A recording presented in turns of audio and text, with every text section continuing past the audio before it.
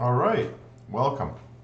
So I want to continue this series of videos here on recursive algorithms by looking at binary search, a familiar algorithm, one that we've looked at iteratively, but we're going to look at here now recursively. So to do binary search, of course, binary search won't work all of the time. It usually is going to work under a certain promise that we have on our input. Of course, that promise being that our input is sorted. So I've actually changed our problem statement here from just searching a list to searching a sorted list. And of course, that involved adding an extra condition to my input here. The output hasn't changed, but the extra condition I've added to the input is that my elements are in ascending order. You'll also notice another maybe subtle assumption I've made here. By having no equals or less than equals here, that's assuming that none of our elements are identical to any others, or another way of saying that all of our elements are unique. And that's usually an assumption that we will make all the time with all these different kinds of problems if it just simplifies our analysis. And that's usually because problems like breaking ties and so on, these are more importantly implementation level details that we need to figure out when we get down to implementation. But at the algorithm level, they don't usually matter for our analysis. So these types of small assumptions, assuming that we have all unique elements, or assuming that n might be a power of 2, all of these are things that we might end up doing to simplify our analysis. And even though when we get to implementation, we might have to deal with them in a slightly different way. All right, so as I mentioned, I've changed the problem here to the sorted list so that we can now apply binary search. And so I've got a sample algorithm for binary search here. And it should be familiar, similar to something that you may have seen before. Although there's going to be a couple of maybe subtle important changes that I've made that are important to our analysis. Now, one of the things that I'm going to do here, partly because this is going to be a recursive implementation, is I've slightly changed the way I've written my list here.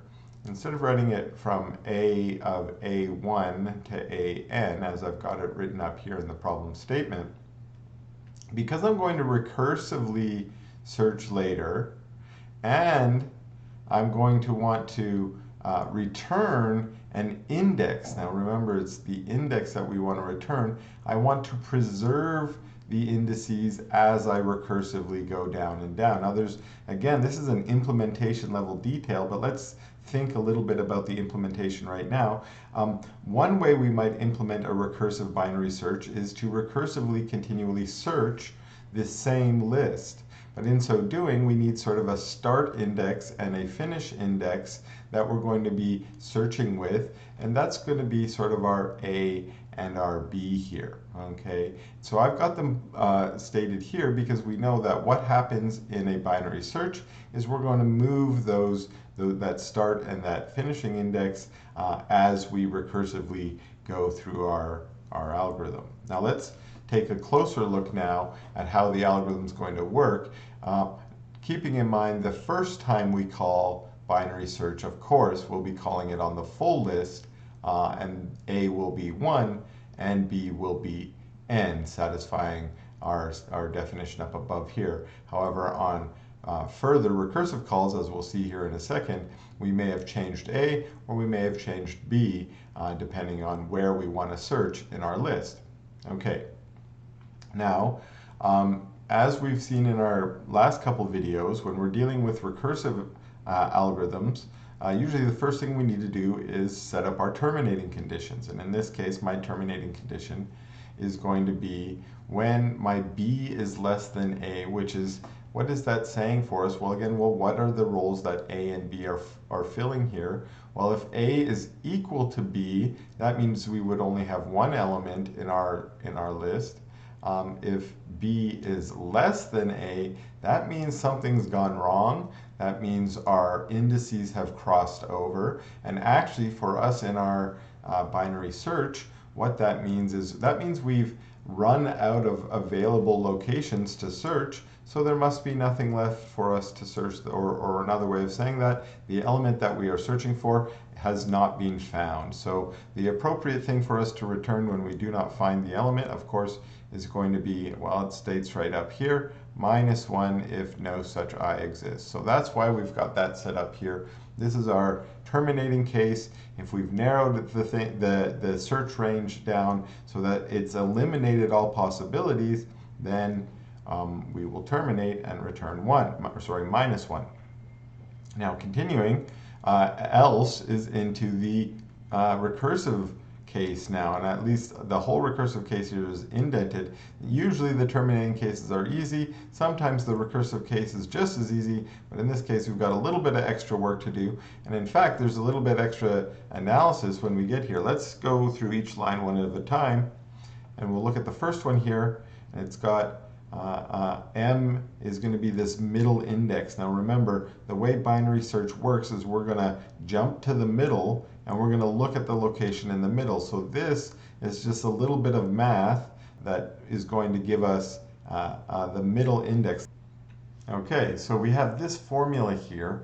M equals the floor of A plus B over 2. Now remember, our A was our starting location and our B was our finishing location. We're going from A to B in our list, and we want to make sure that this is going to try and pick out some middle point here, M.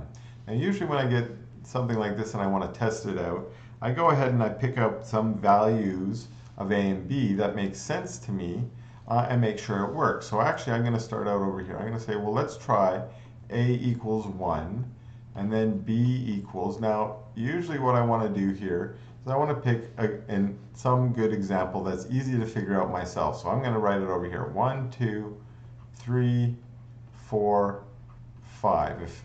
If these are the indices, this is the order that it's going to be in. The middle element that I want it to pick out would be 3. So I'm going to pick 5 here, because that's an easy little one for me to do. And let's see what happens when I do this math. So again, let's do the first bit here. We're going to get 1 plus 5, that's our A plus B, over 2. And we're going to take the whole floor of. And now remember, this is going to be 6 over 2 is 3, and the floor of 3 is just 3. Now, if you're not familiar with the floor function here, this is just a rounding function that tells us to round down if we don't get an integer. And it's also got a ceiling function, something that looks like this, that tells us to round up. And if you've already been doing some rounding in grade school, we sometimes round up or we sometimes round down, and actually we'll sometimes use a mix symbol for it. Actually, I don't use this one very much, but I think it's either like this or like this, okay, where you mix the two. Usually what we're going to do, at least in our computer science examples and our recursive examples, is we're going to do one or the other. We're either going to take the floor or we're going to take the ceiling. And that sort of represents integer math. So when I say it represents integer math here, I mean it represents the kind of math that's done on integers inside the machine, inside the computer. So if you go and you take some integers and your favorite programming language that works with integers, and you do something like in this case we did 1 plus 5 gave us an even number, divided by 2 gave us 3, but let's say we did 2 plus 5, okay, divided by 2. Well, what's that going to give us? That's going to give us 7 over 2, or 3.5. Taking the floor of that will give us, well, 3 again. We get 3 again. Okay, and so that's the purpose of doing the floor function. And that, as I was mentioning, that's sort of the same thing that would happen with doing integer math. If we do integer math, that means when we take the floor, that means we're ignoring the remainder. Whatever remainder would happen from that division here, we would just ignore it. And that's commonly what will happen inside the machine as well. Okay, so that's just a little aside about what this floor function does for us. But I also, in that math, I just did a little bit other math. I said, well, what happens if we had 2, 3, 4, and 5 now? Because I just plugged the same math in here. I said 2 plus 5 gives me 7. 7 over 2 is 3.5. That gave me 3 again. it picks out this element, which is apparently our middle element. And I guess we can go ahead and apply that same logic here. But this was going to be my next step anyways. If I do 1, 2, 3, 4, what do I get? I get 1 plus 4, that's 5 over 2, that gives me 2.5. Take the floor, that gives me 2. All right. So what we can see here, and I haven't really verified it for a log. Maybe we should do one more. Let's try. I'm going to do 5, 6, 7, 8, 9. Okay, why did I pick this one? Like my first one here, it's kind of easy. I'm hoping we're going to get a 7. Let's see. We're going to get 5 plus 9. What's that? 14 over 2 is 7. Hey, that's what we're looking for. It looks like this math that we came up with here does indeed select the middle element when there is a middle element. But in these two examples, we didn't have a middle element. And this is sort of an interesting case. When you don't have a middle element, when you've got an even number of elements, sometimes we call this middle location. If this was a sorted list, the median, well, we might sometimes call these the upper and lower median. And this is the same thing. If you're looking for a middle element, there might be the upper middle and the lower middle. Okay, and so this is the case. That's sort of what we've decided here. And it turns out that by taking the floor here, it looks like we ended up picking the lower medium, the lower middle element. If we instead took the ceiling, as I was suggesting over here, as our alternative, we would end up with the upper middle element, which I guess this is again another example of just breaking ties. So this is a case where we might say it doesn't really matter which one you're going to do here. We just want to make sure one of them works. And we've just verified here that yes, indeed, this little bit of math does select the middle element or the lower middle element if there is no middle element. So now that we've just verified that M is indeed selecting the element we want, we can continue with our recursive algorithm and see indeed, well, we check the middle element. Now that we've picked out its index, we check it. If we happen to get lucky and find the one we're looking for, then we just return M. Now, as I said in our last video when we were just searching for an element, this is an example of early termination. It's an example of the best case if we enter this recursive case here, but because we're going to be mostly doing worst case analysis, or we're going to focus on worst case analysis in this video, we're not going to consider exiting at this return. We're actually going to consider the actual worst case for a binary search or any search, as I mentioned in an earlier video, is when there is no element. The element that we're looking for is not there. If that is the case we're in, then that usually means in at least an exhaustive search like we looked at in the last video, that means we have to look at every element. Or in the binary search, because we're clever, we don't have to look at every element, but we still have to make sure we narrow that search down. As long as there are still elements that are within the range that we've narrowed it down, then we still need to check. Once, and that's where our terminating condition came in, once there are no elements in that range, then we can terminate. Now, as I mentioned, this was early termination here. If we find the element, we're lucky. What happens if we don't? Well, remember, we're still going to use that element because we have this promise that we're in ascending order, that if we know something about it, let's say we know that element is greater than the target that we're looking for. So say we picked out, we've got some element here and we know it's greater than the element we're looking for, then all the elements that are less than it in the list are on the left-hand side. And so that means we don't need to search any of the elements on the right-hand side.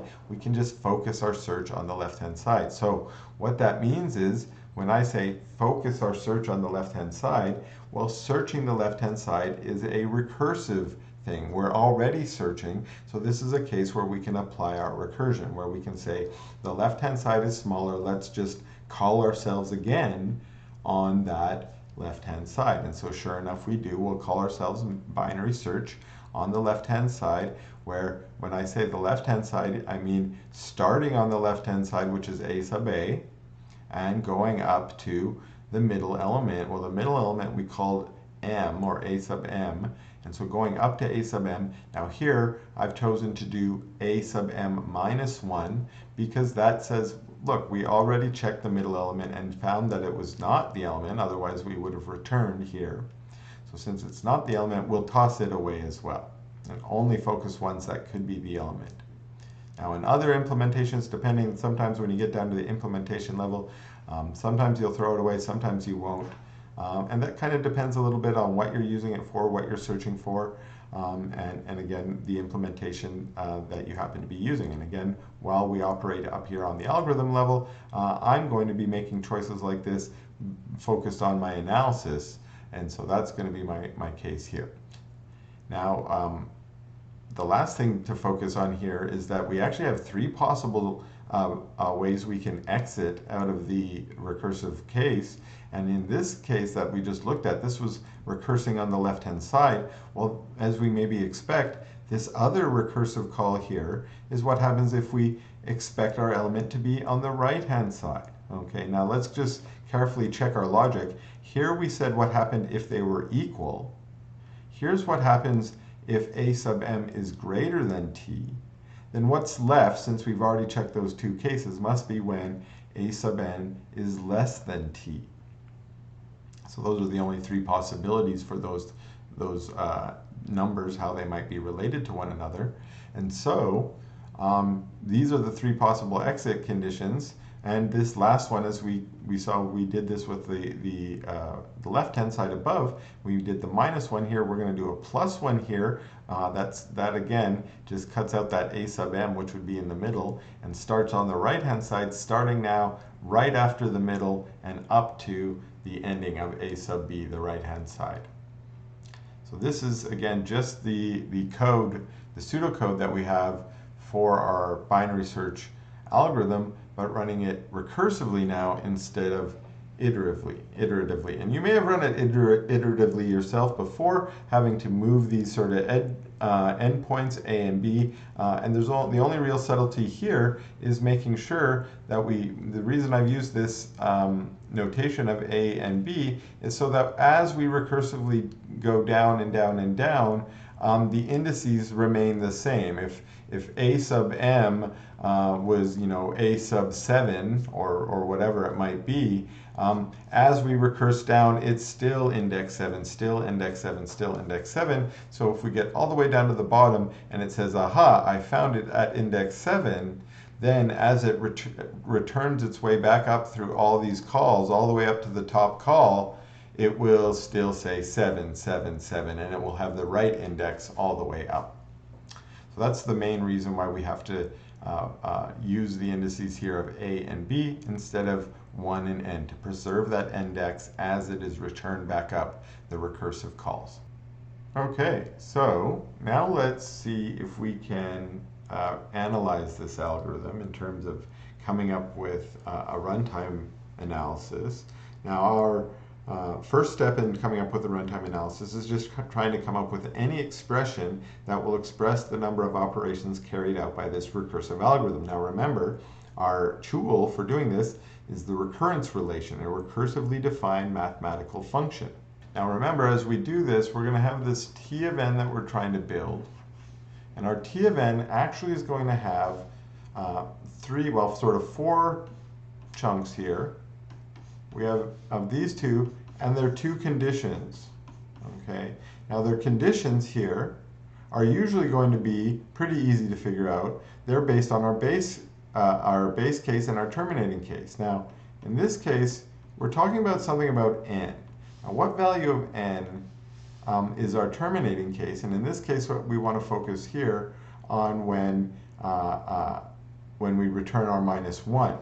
Now in that case was when b is less than a. Well, that looks like when n is 0, technically less than or equal to 0. So if for some reason we call this with some kind of weird indices, with negative indices, we could get there. I'm just going to leave it as 0 for now because that kind of makes sense. And then what we could also consider is our other case then is going to be our recursive case, and that case is going to be basically all the other cases as n gets larger. So we're going to have n greater than 0 then as our other possible case. And then what we want to do is sort of break this up into these two components, which is again the base case or our terminating case and our recursive case. So in our base case, we're going to again look at our code and count the number of operations that we carry out as we terminate in our terminating case here when b is less than a. So if that's the case, we come in with one operation for entering the binary search method. Then we do one comparison on this line and one return. It looks like we're getting a 3.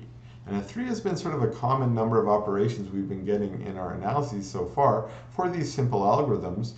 If we did a little bit of extra work in our base case, maybe a little addition or subtraction, did an extra check or two, we might be able to boost this up. But 3 seems like a kind of a nice minimum because it does one entry into the method. We usually do a check in our base case to make sure we're in the base case, and then we just return. So that's sort of a nice minimum. And usually what we'll find whenever we're doing these type of recursive analyses, that in the base case, because our input size is fixed to some constant, even if it's not 0, it could be 1, it could be 20, the amount of work we do is almost always a constant. Okay. Now what that constant is right now matters, so we're going to count it as 3, but in the future it might not matter. We might just give it a name. We might just call it we might just call it C. Okay. Now what about our other bit here, our recursive component down here? In the recursive component, I usually split this up into 2 bits as well. Okay. In the 2 bits here is the recursive work and then the non-recursive work. Okay. The non-recursive work is all the counting that we're about to do, counting them all up. Sometimes we have a loop in here or other stuff as well. In this case, luckily we don't. But the recursive work is the recursive calls. So let's start with the recursive calls. We actually have 2 lines here where we make recursive calls. And we kind of want to know which is the worst case. Remember, we usually put our worst case hat on, so that's saying which is our worst case. Well, often the worst case for our recursive calls is either going to be whichever one is bigger, or usually the last one. If they're the same size, then the last one usually means we do a little extra checking on the way down. So we'll maybe do 1 or 2 extra checks on the way. That's usually our worst case if they're the same. Now, to know which one is bigger, we need to know how big they are. Which size are they? Now remember, we just did an example. We had sort of 1, 2, 3, 4, 5. If this was our input where we had an odd number, then our left-hand side and our right-hand side are the same size. But if we had this example where we had an even number, our right-hand side is bigger than our left-hand side because we were picking the lower middle. Okay. Now this is a detail that's getting really nitpicky, but the reason I wanted to get into this is because you might be thinking about it yourself. How do I account for this? Well, remember, we've still got our worst case hat on. So with our worst case hat on, even in this case where we started with an even size, we'll just assume we're not going down that side, we're going down this side, which is the worst case. And which side is that? That's the right-hand side, which is our last case here, which was really our best guess for a worst case. If we just had to guess the worst case, we should have guessed going all the way to the bottom. Okay. Now, what is the size here? What's the size? Now here, where our n equals 4, this is going to be n over 2, which is 2. But here, where our n equals 5, n over 2 is 2.5. That's not what we want. We actually want the size here is still 2. So we don't want that 0.5 on here. So what do? Throw it in that floor. Okay. And does the floor work here too? Well, it was already 2. It was already an integer. So putting an integer into the floor doesn't do anything. So that's fine. So we can say here that the size of the recursive call we make is the floor of n over 2. And also, how many recursive calls do we make? It says here that we have 2, or at least it looks like we have 2. It doesn't say we have 2. It looks like it, but we can see very clearly this is in an if, else, if branch. This is only going to do one of these three returns. Okay, which return is it going to do? So we said worst case is get all the way down to the bottom, and now we need to count up what's the non-recursive work, what's the extra work we've got here. So let's see if we can count the different operations as we go down. We've got entering the method, that's 1. We've got the comparison on the next line, that's 2. We don't return on this line, so we won't count that one. Instead, we'll go into the else. There's no extra operations to go into the else, so we're moving down. Now we've got this let m equals a plus b over 2, the floor of. Now, the plus is 1. The divided by 2 is 1. Now, the floor of, instinctually, we might want to say that seems like it's a 1. But what really happens if we just use integers in normal integer division, we're going to throw away that remainder anyways, so I'm not going to count that as an extra 1. Okay, the floor is not an extra 1 here. Now it depends how you really do it in implementation. You might mess it up and actually call a floor function here. That's fine, then it would count, but in this case I'm not counting it because I'm just going to do integer math when I implement.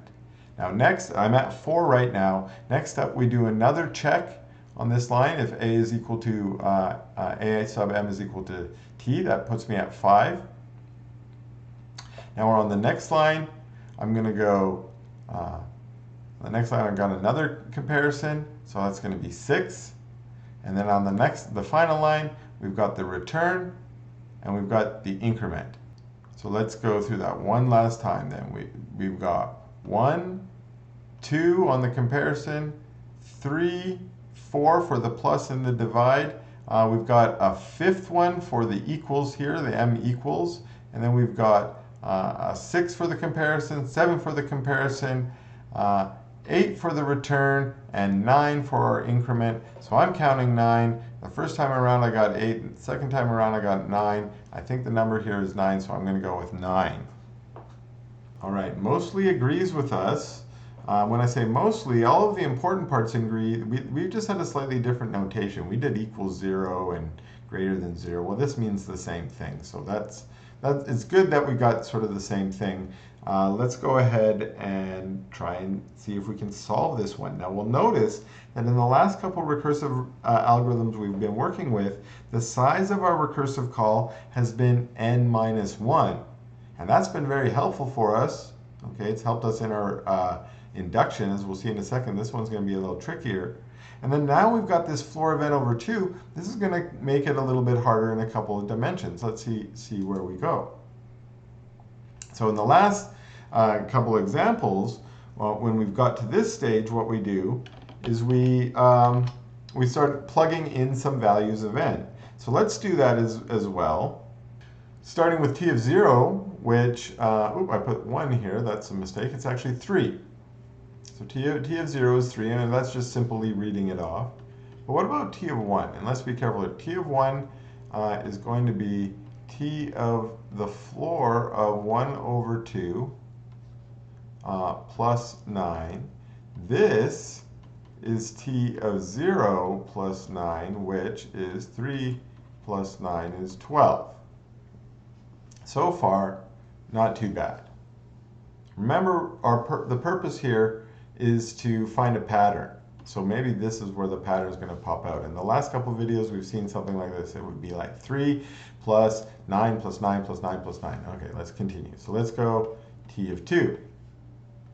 All right, t of 2 is going to be t of, again, careful here, floor of 2 over 2. That's easy math. Plus 9, which is 2 over 2 is 1, so that's t of 1 plus 9. Well, that was my t of 1 up there, so 3 plus 9 is 21, it looks like.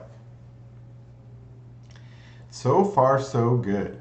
If we keep going down this path, in fact, this might be so good we might say, hey, I know what's going on here. The next one, when I get to t of 3, and so let's just do this. Maybe, you know, this is a warning for being a little too wise and not checking our answers. If I'm guessing, here I got t of 0 was 3 plus 0 nines. T of 1 was 3 plus 1 9. T of 2 was 3 plus 2 9s. So T of 3 must be 3 plus 3 9s, right? Or another way of saying this is that our T of n, our guess that we've got right now based on our pattern, is going to be this, right? We just plug it in. Let's see. Let's check. T of the floor of, now let's be careful. What does it say? The floor of n over 2, our n is 3. 3 over 2 plus 9. But 3 over 2 is 1.5. We take the floor of that, we just got 1. So this is T of 1 plus 9. Well, T of 1 plus 9 is what I had above. 3 plus 9 plus 9 equals 21. So one interesting thing we got here is T of 2 is equal to T of 3 in this example. And that's because when we did this division inside here, and remember, we're not doing n minus 1 anymore like in our earlier examples. When we did division by 2, 3 divided by 2 and 2 divided by 2 gave us the same thing because of the floor function. And so as a result, we get the exact same thing popping out at the end. Maybe not surprisingly. Puts the same thing in, you get the same thing out, right? Okay, well, let's continue. Since we've got something mysterious here, we know that this T of n equals 3 plus 9n is not correct. So let's get rid of that. That guess is wrong. Let's keep going and try our T of 4. Well, I'm going to maybe not write it all down because I know that what T of 4 is going to give me is T of 2 plus 9, because half of 4 is 2. So T of 2 was 21, so I'll write that as 30. What about T of 5? Well, T of 5 over 2 will also give me T of 2 plus 9. So I get 30 again. Okay, maybe not too surprising, same pattern as above. So maybe the next one will be 39. Let's see.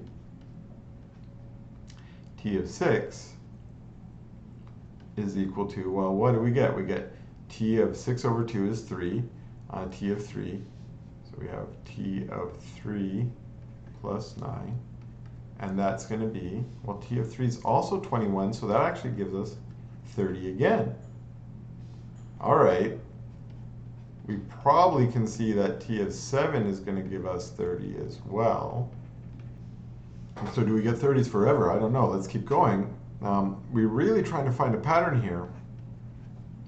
And maybe now that, we've started to maybe see a pattern comment out here. We might not be able to guess what the final product is here. But T of 8, I'm going to start drawing a little picture here. T of 8 goes back to T of 4. Well, T of 9 would also go back to T of 4. Well, what goes on 5 is 10 and 11. Then we'll get 12 and 13 and 14 and 15 on T of 7. So if we take all of the numbers from 8 to 15 and plug them in here, I'll write it like this just to make it a little clearer. T of 8 to T of 15, all of them go back to an older T that was equal to 30. So when we take 30 and we add on 9, we get 39. So these values from 8 to 15, there's 8 values there, are all 39. Well, then we start off the next batch. The next batch starts at 16, because that goes back to 8. And then 17, 18, 19, so on, so on, so on. Until what? Until 31. 30 is 2 times 15. 31 would give us 15.5 if we take the floor. So all of the values from T of 16 up to T of 31 would be our next value here, which is 48. We might be able to guess the next one, 32 up to 63. That looks like our next one. And some of you might recognize these numbers that are popping out here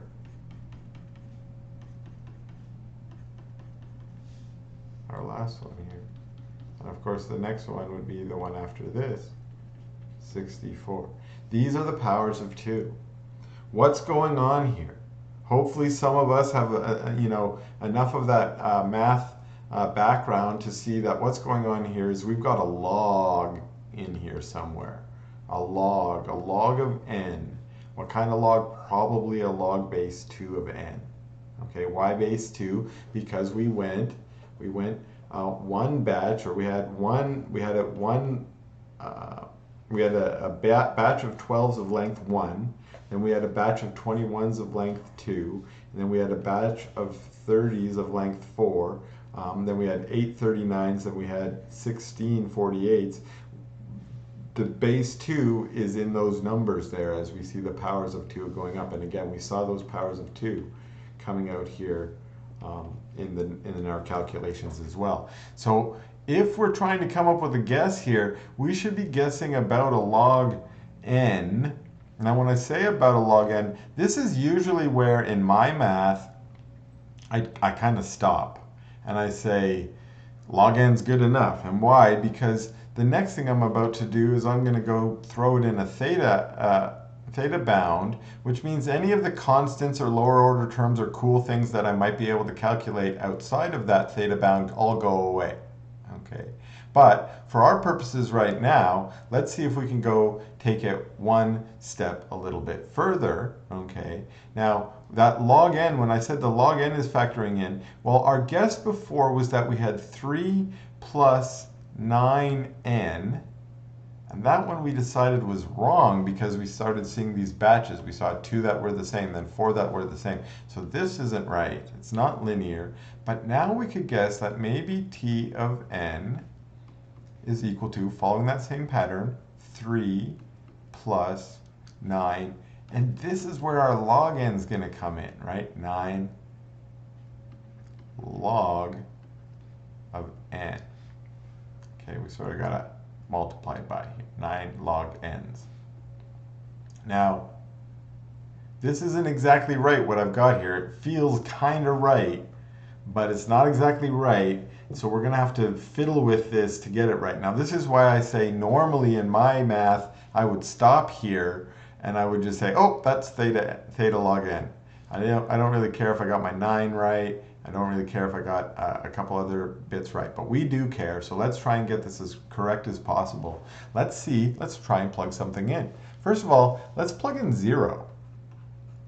What happens when we take log of 0? Well, hopefully that instinct is, don't do that. Okay, don't take log of 0 because that's undefined. So actually, this definition that we've got here doesn't work for 0. Okay, so we might say this is true as long as n is greater than 0. Well, we haven't checked to see if it's true if n is greater than 0, but let's check. Let's see, what about 1? Okay, if we have 1, then we plug in 1, log of 1 is 0, so that one is defined, so it is 0, but that gives us 0, that gives us 3. Not, what were we looking for? 12. Okay, that doesn't really work out for us. We're off here. It feels like we're off by 1 to me. So what I might do here is I might do something like this and try that. What happens if I did that? Well, then I'd get my 9 in there, right? I'd get my log of 1 is 0 plus 1 is 9. So now I've got my 9. Now that's a little bit of cheating. Sometimes this is going to work, sometimes this is not. But if you're really trying to figure this out, this is the type of sort of guesswork that I might do.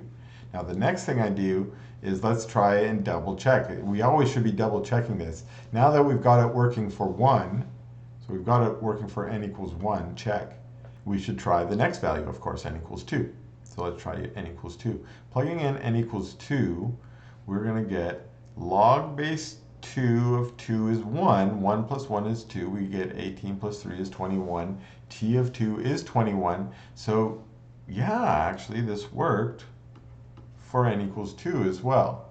So let's not get too cocky. Now sometimes we might jump ahead to n equals 4 here because remember these two are the same, but we've made another error, or at least we're not as precise as we should be. Let's check our n equals 3. Now the problem here is if we plug in 3 for our log base 2 of n, we get log base 2 of 3. And if you don't know what log base 2 of 3 is, it's around 1.6 in that range. I don't know what it is because it's an irrational number. And of course, the t of n is not an irrational number here. It's 21. So whatever we got here is wrong if it doesn't give us an integer. So that's where we're going to rely on that function we've been using this whole video, the floor function, to carry out the extra bit of work here. Now, how do I know I needed to do that? Well, guess what? I've done this before, so I'm kind of cheating there too. Okay. How do I know it wasn't the ceiling? How do I know the n wasn't or the +1 wasn't inside the log and not outside? You know, there's lots of different little tricks you could try here. How do you know which one's going to work? You don't really know which one's going to work until you try them. So I tried out a couple, and these are the ones that happen to work. So that's why these are the ones that I'm going to try here, instead of showing you me sort of struggling over and over again, trying to make it work by plugging in numbers that don't work. Well, let's try and plug in another number that hopefully will work now, which is our 3. If we plug in 3 and we get that number again, that 1.6, as I said, or whatever it was, the irrational number of log base 2 of 3, when we take the floor of that, that will drop it down to log base 2 of 2, or 1. And once we've got 1, we get 1 plus 1 is 2, and we get back to 21. And that's what we wanted. So let's just try a couple more. What about n equals 4? So I said we could jump to n equals 4. We should be getting 30 now. Well, n equals 4, when we plug 4 in here, we get log base 2 of 4 is 2. Floor doesn't do anything this time around. 2 plus 1 is 3. 3 nines. Plus 3 gives us the 30 that we're looking for. Okay, 3 nines, 27 plus 3 is 30. So n equals 4. And what we'll see now, that floor then, as long as we don't get up to the next n equals 8, when we get up to n equals 8, now when we take the log, we would get 3, and we'd be up to our next level, our 39. But as we see here, 8 is exactly where we want the 39s to start. And 16 is exactly where we want the 48s to start, the next one up. So those powers of 2 that we identified earlier are coming in and playing an important role in our guess that we're making here. Okay, so usually when we get a guess like this, especially one that we had to massage and finagle until we got into the right shape, usually we are definitely going to want to prove that this is correct, not just trust our math here. So let's see if we can go ahead and do that. So this proof is actually going to be trickier than the last couple that we've tackled, which is why I sort of left it a little bit later. And it's made easier. There's a couple different routes that we can follow to make it easier. One of the routes that we can follow is to upgrade our induction. We've been using what's called weak induction, and we can make it strong induction, and that will be something we could use here. And in fact, that's something that we'll introduce in another video. Instead, what I'm going to do here is another trick that I've sort of mentioned in this video already, which is making simplifying assumptions that maybe make our analysis a little bit easier. Earlier we did this when we assumed all of our elements were unique. That way we didn't have to worry about ties. That makes things easier. In this case, I'm going to make the next simplifying assumption that the size of my list, n, is a power of 2. Now what that does for us is when we divide down, every time when we divide down, we will get another power of 2. So that's convenient. Okay, that's convenient in maybe proving it correct in some cases as well, but in this case we're focusing on the analysis. So the other thing that I'm going to do in this case, when we're assuming that it's a power of 2, is we'll notice that when we plug this in, if we plug in the 2 to the k in for our n into our formulas here, it allows us to simplify them. First of all, putting the 2 to the k in for our n over 2 just gives us 2 to the k minus 1. and now the floor does nothing, so we can ignore it, or just leave it out. And then in what we want to prove, again, plugging in the 2 to the k, again, the first thing we can do is we can see that log of 2 to the k is just k. And again, k, in this case, since we've assumed it's a natural number here, k, the floor of the floor, does nothing again. So by making this assumption that our n is a power of 2, we eliminate the division in this term, actually turn it into a -1 term instead, and we eliminate the floor in this term, and then we also eliminate the floor in this term, and we eliminate the log in this term. All of those are sort of the problematic components of this recurrence relation and this proof. So by doing this, we've sort of simplified things. So this is why we call this a simplifying assumption. Now, some of us might be saying, well, what about the other cases? What if n isn't a power of 2? Well, it turns out all the other cases are closely related to these cases, and we'll see that maybe in a second. But another sort of quick answer we can say to that, well, is say that your list is not a power of 2. Well, I'm just going to pad it. Now, padding is a thing we do sometimes in computer science. That means fill it in with a bunch of nonsense.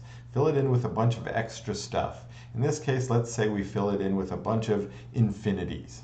Okay, infinity, we'll assume for the moment, is not what we're searching for. So whenever we encounter infinity, we know it's not what we're looking for. So it's sort of nonsense. So we'll fill it in until what? Until it is a power of 2. Okay, now a little quick point that you can verify that if we pad an array, take any list, any array of any size that isn't a power of 2, and we just keep adding elements in until it is, that at most we will have doubled it in size. And that argument alone, or that little argument, or that little tidbit there, is enough for us to argue that in those other cases, this same relationship will hold. Now, I've waved my hand a lot there, okay, and that's because the details of the more sophisticated argument are more sophisticated, and we're going to try and use this simplifying assumption to make things a little bit easier on us. Okay, so again, let's look at that translation. I think I mentioned this already. We can now write this in this way, substituting for n our 2 to the k. Notice again, as I mentioned, the floor and the division go away. They turn into this minus. And if we wanted to here, we could actually eliminate the 2's altogether and just write this as t of k and t of k minus 1. That's abstracting a little bit further away than I want to right now, so I'm going to leave it written as it is here. And then finally, remember I mentioned this as well, plugging in the 2 to the k here, simplifying it allows us to get rid of the floor function as well as the log function, which cancels out with the 2 here, and that gives us just k itself, well, k plus 1 when we add that extra 1 on there. So our goal here is to prove this theorem that we've now got in terms of k. Now, because we've reformulated it, we've sort of eliminated that division by 2. We've actually eliminated our need for what I mentioned was called strong induction. We'll just use our regular weak induction, what we've been practicing this far. And what's the difference between our weak and our strong induction is that our current case, the value that we're going to be considering, will always depend on the last value. Okay, only the last value. Now in this case, let's get started with our base case. Now what values are we going to choose? Now I should have mentioned here as we went through, we're doing induction on k now, not n, because we've eliminated the n out of our theorem here. And now we're doing induction on k, and k equals 0 actually seems like a good choice here, because the way that we've written this with 2 to the k equals 0 is going to be the first case. That'll give us 1, okay, t of 1. All right. And it turns out that t of 1 actually was 12. Remember, we could go back and look at our cheat sheet from earlier, but it's equal to 12. And so plugging that in again, this is sort of how we came up with this formula as we plugged in these numbers. We plugged in the 0 plus 1, that gave us the 9, and indeed we get 12. 3 plus 9 is 12. So continuing, let's go into our inductive hypothesis. In our inductive hypothesis, in this case, we're going to, again, rely on the same format I did before in the last couple proofs, which is instead of assuming it is true for k and then arguing it is true for k plus 1, I'm going to assume it is true for k minus 1 and then argue it is true for k. And again, these are just two patterns of doing the exact same thing that you can adopt. I'm sort of pivoted towards this k minus 1 style, if you will, because it lends easier into our next step, which is strong induction, as I've hinted at already. So our inductive hypothesis in terms of k minus 1, so I'm using k minus 1 up here, and I've plugged k minus 1 in for k here. The minus 1 and the plus 1 canceled out, making it a little bit easier and to write down here is just 3 plus 9k. Okay, now remember what we're going to try and do then is prove this, that t of 2 to the k then is equal to 3 plus 9 times k plus 1 using a little bit of algebra below. Now this is going to be a fairly simplistic proof, so let's continue. For our k is greater than 0, we start with our definition. So we're going to copy down what our definition was. By our inductive hypothesis, we know that t of 2 to the k minus 1, as we've got written here, can just be rewritten in this form. So we get this. And then, well, if we just want to verify that we can rewrite it as it is, well, we'll just factor that 9 out to see yes. Okay, now we get that k plus 1 the same way we've written it up above. And so by induction, we've proven what we've tried to prove. Now, the simplifying assumption here made this really simple. That's the whole point of it, right? That's why it's a simplifying assumption. And it means that as long as the size of our array that we're trying to search with our binary search is a power of 2, say we give them an array of length 8 or 4 or 16 or some other power of 2, those powers of 2 will all have this behavior, meaning that the log function that we identified, that floor of log n, is actually correct. Now what I mentioned was, I mentioned this padding argument, but now I just want to add just one extra little argument to enhance that, which is saying, now let's imagine that we have an n that's not a power of 2, okay? If it's not a power of 2, then it is between two powers of 2. And that's for sure, because there's infinite powers of 2, they keep getting larger, so pick any number that's not a power of 2, it must be between two powers of 2, specifically two adjacent ones, meaning one of them we can call 2 to the k, and then the one that's greater we'll just call k plus 1, because it's the next one up. Okay. Now, if we did this, let's look a little bit closer at n now. If we took n in this range, and we took the log of it, because it's not a power of 2, and we take log base 2, we won't get an integer. Okay. Now, if we took the log of this value, 2 to the k, we'd get k. And if we took log of this value, we'd get k plus 1. So that means if we take log of n, which is between these two, it must give us a number between k and k plus 1. And again, k and k plus 1 are both integers, so they're adjacent integers. So the only thing between k and k plus 1 are not integers, right? Rational numbers and irrational numbers. That's what log of n must be. So now taking the floor of that must give us an integer. And which integer must it give us? Well, since this value is between k and k plus 1, it must give us k. Now, in some cases, we aren't doing the floor here, we're doing the ceiling, in which case we might make the exact same argument and say, hey, we'll get to k plus 1. In any case, that's sort of what my argument here is. The floor of log base 2 of n is k. And so remember the pattern that we had in our scratch work, where we had 12 and 2 21s and then 4 30s and then 8 39s and so on. Well, what this is saying here is that for all those values until you get to the next power of 2, it will truncate it down. So there will be exactly that many in our range. Okay. Now I've also got my extra little bit here, And this little bit is sort of important as well. What that's saying is this pattern continues as we go down. What am I saying here? I'm saying, well, the first step we would do, say we had this n, is we would divide it by 2. We'd find that middle point, and then we would search the left or the right-hand side. How big would that be? Well, this was the size. Well, how big is that? Well, when we take the floor of it, we're always going to get another number that's between 2 to the k and 2 to the k minus 1. And I'm very careful here. You'll notice that up here, when I start with a number that's not between them, it's possible for me to get a new number that actually is exactly, when I take it, is exactly equal to 2 to the k minus 1. Okay, as I go down.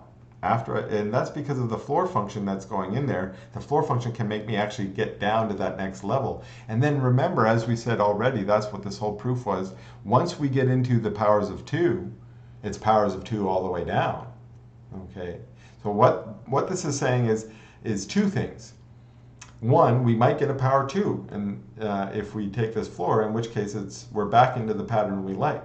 The other thing it's saying is if we don't get a pattern of the power of 2, then we're still between the two values on the next two fence posts, k minus 1 and k. And if we do this again, we'll be between the next two, k minus 2 and k minus 1, and then we'll be between the next two, and so on. This pattern will continue all the way down, eventually either getting to 1 at the very bottom, or at some point before we get to the bottom, getting to a power of 2, and then going all the way down from there.